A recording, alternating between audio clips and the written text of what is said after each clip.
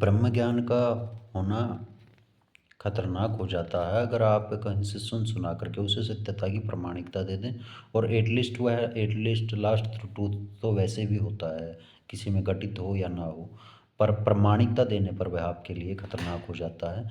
क्योंकि जो सत्य अगर आप में विस्फोटित होता है, आपने स्वतः जाना है, तो वह जब जाना जाएगा तो यह नहीं कहा जाएगा कि आपने ब्रह्म ज्ञान को जाना, उसमें यह कहा जाएगा कि आप ज्ञान को प्राप्त हुए।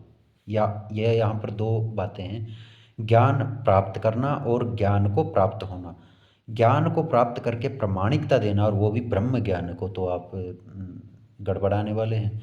अगर आप ब्रह्म ज्ञान में ज्ञान को प्राप्त होते हैं तो यह सही है, क्योंकि आप काफ़ी उतार चढ़ाव से गुजरे हैं, जिसमें आपने प्रकृति को प्रमुख माना था। कभी उससे पिछला चरण आपका नास्तिकता का रहा होगा, उससे पिछला चरण आपका शैतानवाद का रहा होगा। आपने कभी शैतान को भी आदर भाव से देखा होगा, या शैतान में भी आपने दिव्यता देखी होगी। तो आप काफ़ी सत्रों से गुजरे हैं, तब जा कर के आप एक ज्ञान को प्राप्त हुए हैं।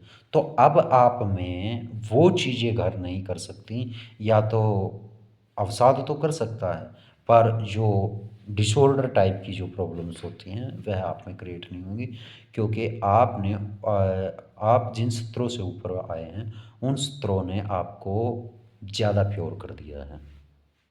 तो मैं फिर से अपनी बात को दोहराता हूँ, जो पिछली वीडियो थी वह कर्म योगियों के लिए है। और ये मैं बता दूँ, कर्म योगियों के लिए भी एक तरह से ये खतरा बन जाता है कि उनका परिवार वगैरह छूट जाता है, सिस्टम पीछे ही रह जाता है वैसे तो।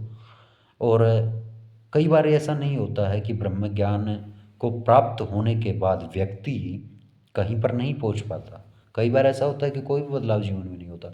तब यह होता है कि वह मानता है कि सत्य को किसी की प्रामाणिकता की आवश्यकता पड़ेगी। सत्य कभी भी इतना कमज़ोर नहीं हुआ है, इतना कमज़ोर नहीं हुआ है कि उसे प्रामाणिकता की ज़रूरत पड़े या वह प्रकाट्य में आए।